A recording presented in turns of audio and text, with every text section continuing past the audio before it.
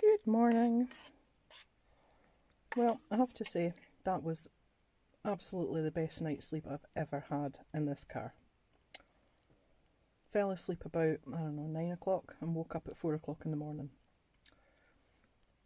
Which doesn't sound great in the normal scheme of things. But in car camping, that's definitely a win. I did manage to get back to sleep again, so now it's just the back of 7. I'm just having my breakfast.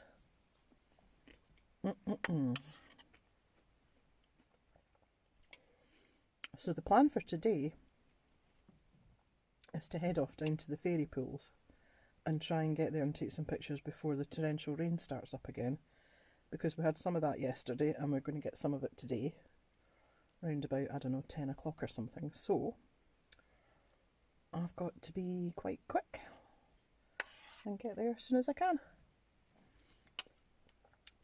Luckily, the car park for the fairy pools is just 5 minutes down the road, so... Well, this is a bit of a new thing. They've started charging for the car park. Maybe they always charge for the car park. I never really noticed when I was online, but it didn't look like there was a charge for it. £5 for cars. £5. And you're not even allowed to park overnight.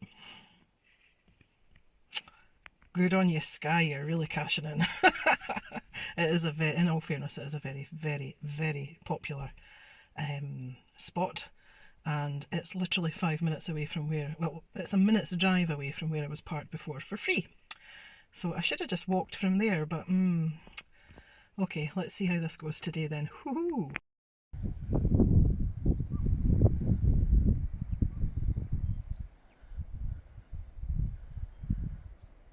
Okay, fairy pools before it starts raining.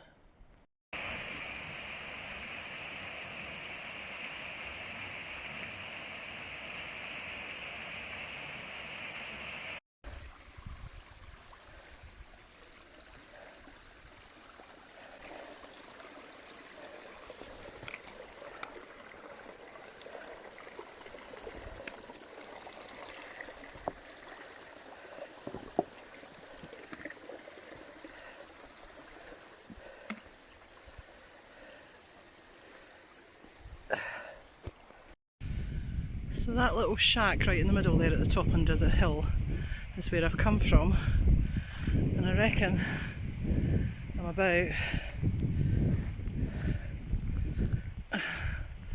halfway there. Okay, this was the bit that I was not looking forward to. Wish me luck, because I'm going to need it.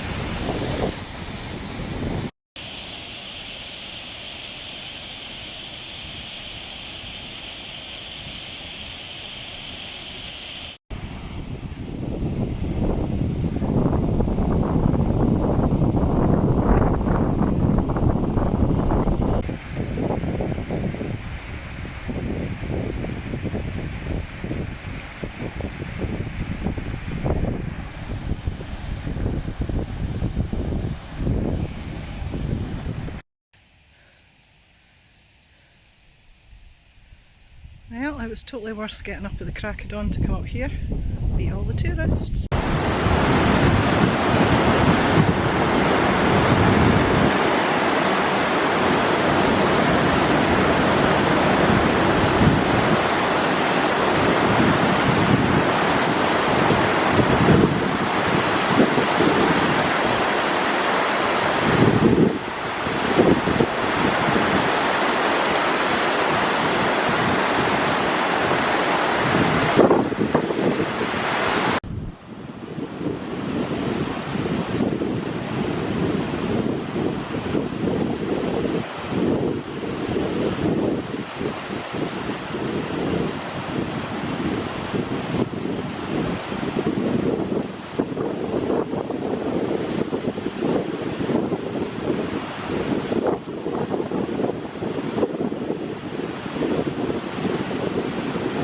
So that was the fairy pools. That nearly killed me, I'll have to admit. Whew, that was a hell of a walk. The worst part was coming back up the hill at the end. I knew that was going to be hard because the rest of it was pretty much all downhill and then a gentle upward slope with loads of stops for photographs. But coming back up, it was just a slog, just a slog. Oh God. So after I completed that, I went to the Arrows Cafe for lunch. And I'm having, I think this is called sweet potato and pepper soup and a cheese and ham toastie. Yum. And discovered it was only about 5 minutes drive to Portree from here. So I thought, okay, I'll go and park up in the car park and decide what I want to do. When I got here, I discovered that you do actually have to pay for parking during the day until 8 o'clock at night. Yeah, you can park free overnight till 8 o'clock the next morning. So I phoned the lodge, the hostel, to ask the lady if that was right enough, because it said on their website free parking. And she said, yeah, unfortunately it's right enough. And she said, oh, are you here already? This was only about 1 o'clock in the afternoon. I said, yeah, you want to check in? I said, no, it's fine, it's 4 o'clock's check-in, I'll just find something else to do. And she said, no, you check in now. So I did. That was great, because 1 o'clock I got checked in, got all my stuff in the room, and had, oh my God, I had a shower, and it was the best shower ever. I stood, I think I was in it for about 10 minutes, just standing there going, oh, get clean again. Then I had a bit of a nap, really, before I decided what I was going to do for dinner.